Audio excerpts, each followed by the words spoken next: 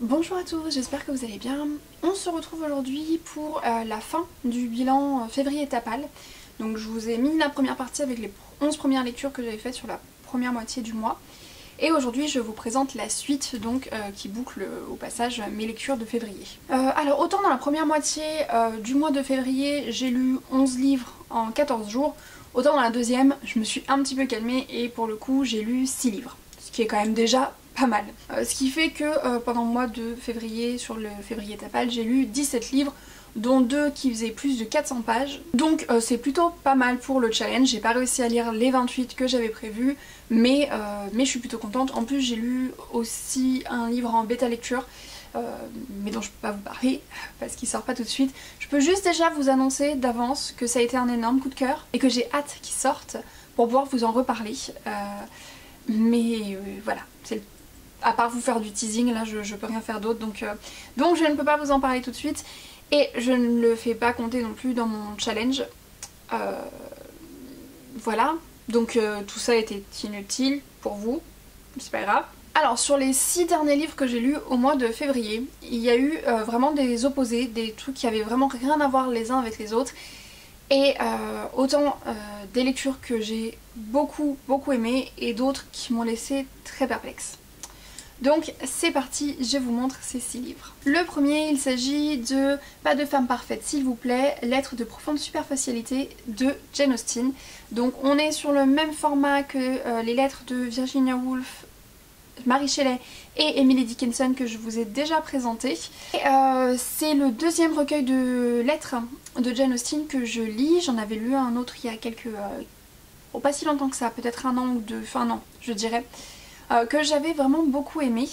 Et là j'ai été ravie en fait de découvrir encore d'autres lettres, ce ne sont pas les mêmes que dans le précédent recueil, donc j'ai été vraiment contente de découvrir de nouvelles lettres de Jane Austen, principalement adressées à sa sœur. On voit vraiment la tendresse entre elles, la relation qu'elles ont toutes les deux, et en fait c'est hyper agréable à lire parce que c'est très léger, là pour le coup vraiment on est dans la légèreté. On est dans Jane Austen qui raconte son quotidien, donc qui va parler des derniers potins du village, du dernier bal qui a eu lieu, qui a dansé avec qui. Vraiment on a l'impression d'être plongé dans un de ses romans, mais c'était en fait son quotidien et j'ai beaucoup aimé. Voilà, ça m'a fait passer un très bon moment.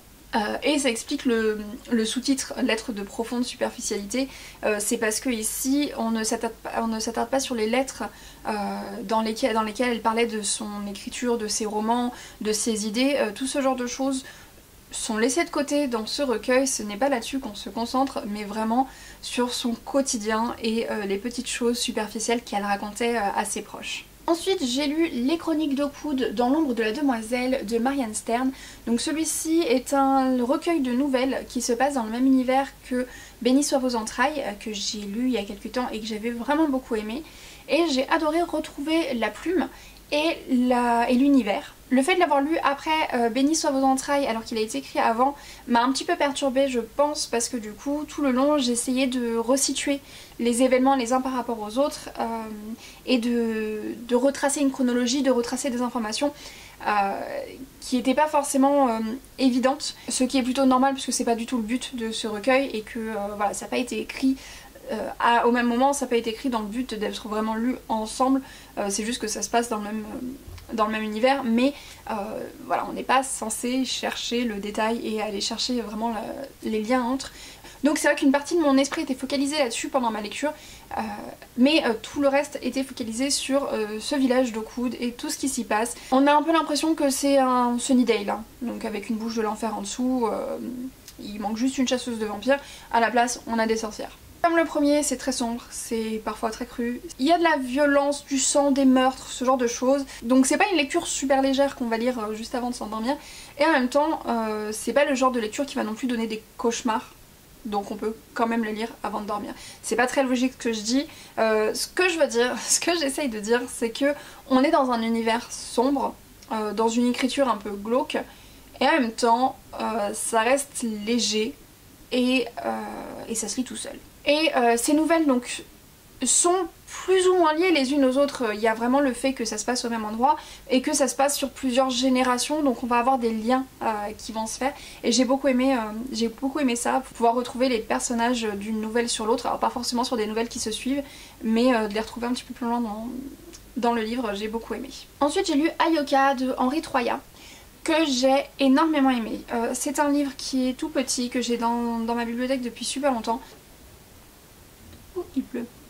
Je ne sais pas si on va entendre, mais il pleut et j'adore le bruit de la pluie sur ma fenêtre. Je vis sous les toits, donc c'est un bruit super agréable.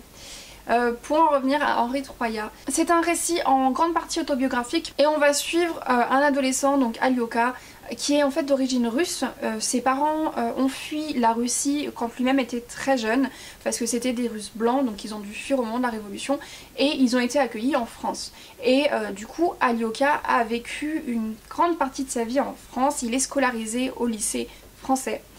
Et à travers ce livre on va donc découvrir la naissance d'une amitié avec un autre de ses camarades et cette amitié qui va être basée sur leur lecture, sur la littérature, sur des échanges en fait qu'ils vont avoir sur le monde autour d'eux à travers les auteurs de l'époque. Et on va avoir donc, outre la naissance de cette amitié et la valeur qu'elle va prendre dans la vie d'Ayoka, on a aussi le lien qu'Ayoka va avoir avec son pays, avec sa nature en fait. Il va se poser des questions, vraiment être dans le doute constant sur le fait de se sentir français ou de se sentir russe. Il n'arrive pas très bien à concilier en fait son origine avec ses envies, puisqu'il veut être français et il aime la littérature française, il aime la vie française.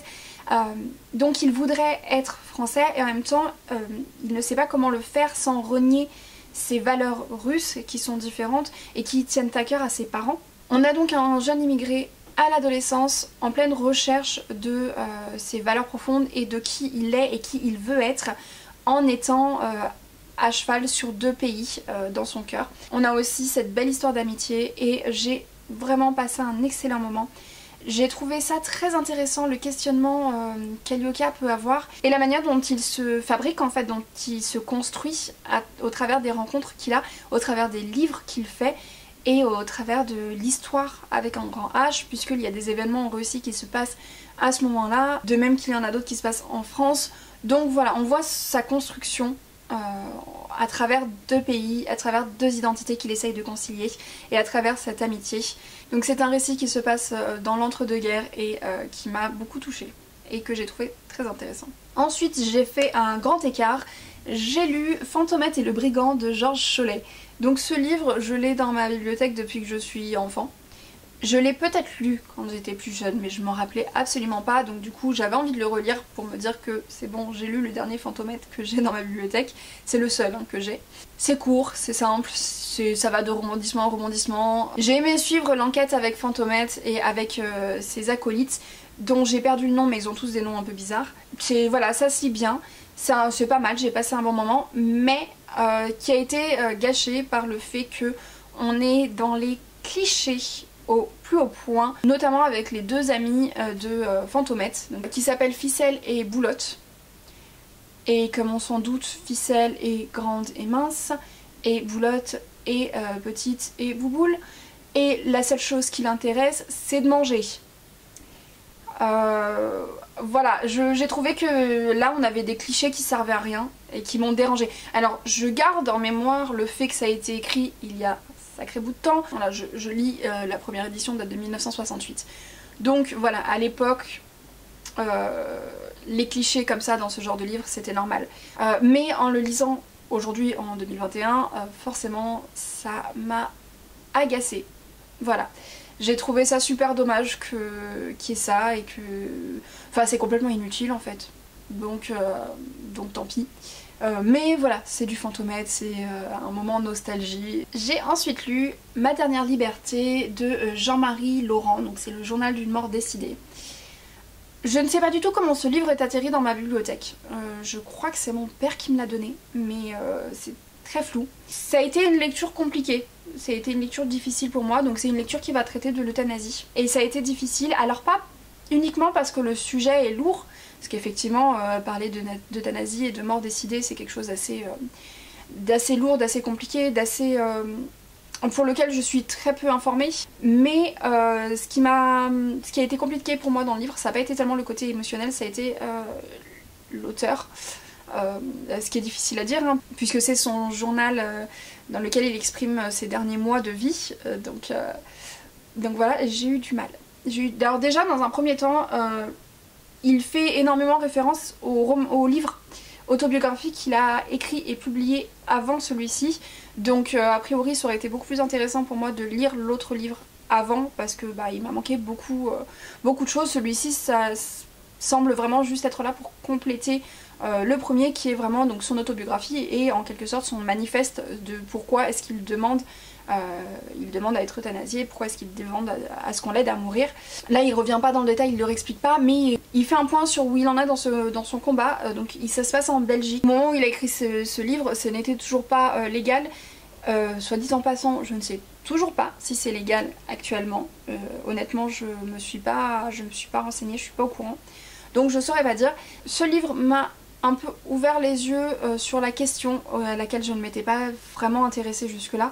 Donc c'est vrai que je pense que je vais me renseigner à l'occasion. Alors pas forcément chercher une recherche active, mais si je tombe sur d'autres ouvrages ou d'autres reportages ou d'autres informations sur le sujet, je m'y intéresserai un peu plus.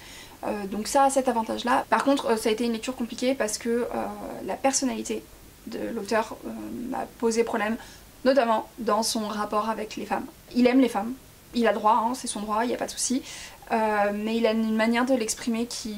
J'ai eu l'impression en fait en lisant ça qu'en tant que femme j'étais juste un divertissement, un morceau de chair. Non, je me suis pas sentie à l'aise en tant que femme à travers son regard. Voilà, c'est une vision des femmes et une manière d'en parler qui m'a dérangée et qui a rendu ma lecture compliquée parce que du coup ça m'a énormément distanciée de l'auteur. Et à nouveau un grand écart, puisque là je vais vous parler d'un livre qui a été un énorme coup de cœur.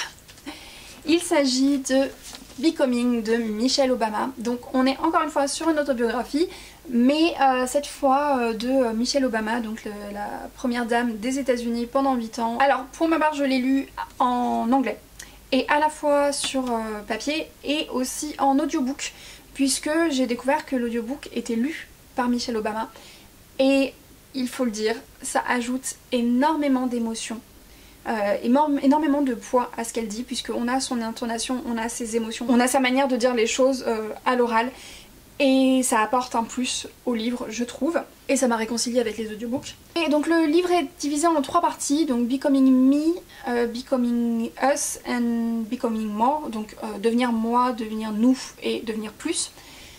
Et dans la première partie, donc elle va nous raconter son parcours à elle, avec sa famille, comment elle a grandi, dans quelles conditions, comment sa personnalité s'est construite. Ensuite, elle va nous raconter sa rencontre avec Barack Obama, ce que ça a eu comme incidence sur elle-même. Et enfin, dans la dernière partie, donc Devenir plus, elle raconte les 8 années qu'elle a passées à la Maison Blanche. J'ai trouvé ce livre extrêmement touchant. Elle a une manière en fait de nous faire nous sentir proches d'elle. Elle crée vraiment un lien entre le lecteur et elle-même, et à travers ses expériences et sa manière de s'exprimer, cette femme est une véritable inspiration.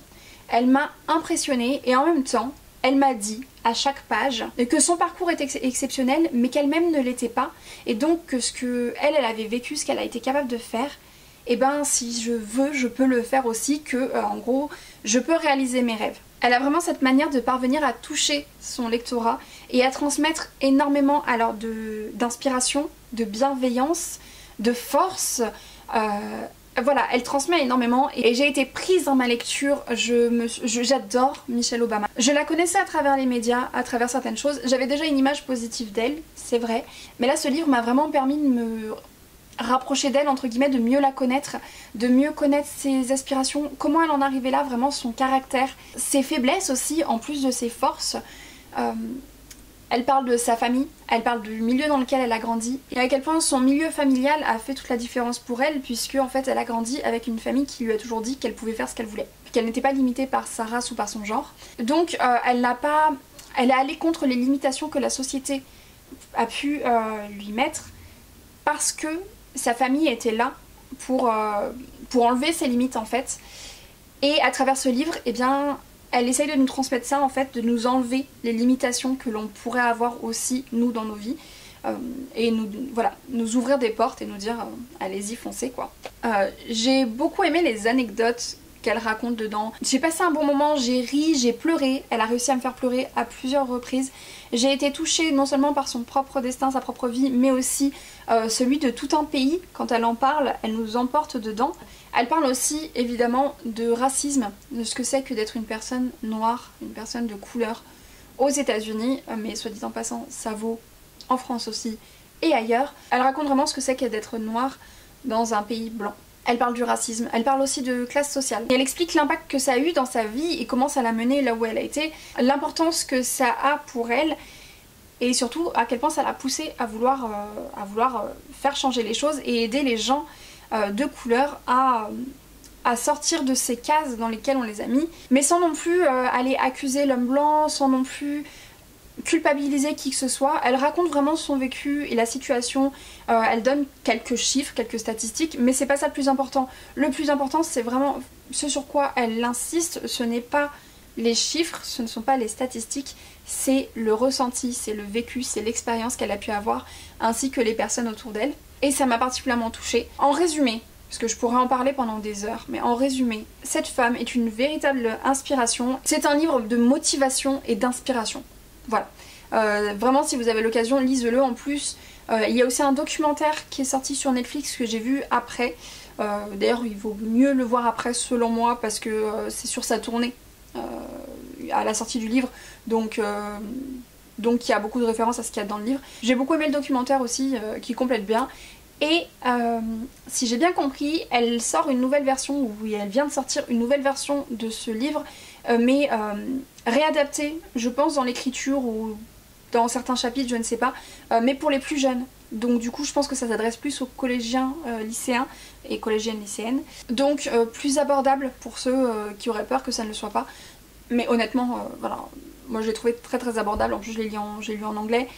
Et je n'ai aucune connaissance politique à la base, mais ça a quand même été très abordable. Mais en plus, voilà, si vous êtes plus jeune ou que vous voulez le proposer à quelqu'un de plus jeune, il y a cette nouvelle version qui est sortie. Donc il y a le choix sur comment découvrir ce livre, mais quoi qu'il en soit, faites-le, découvrez-le.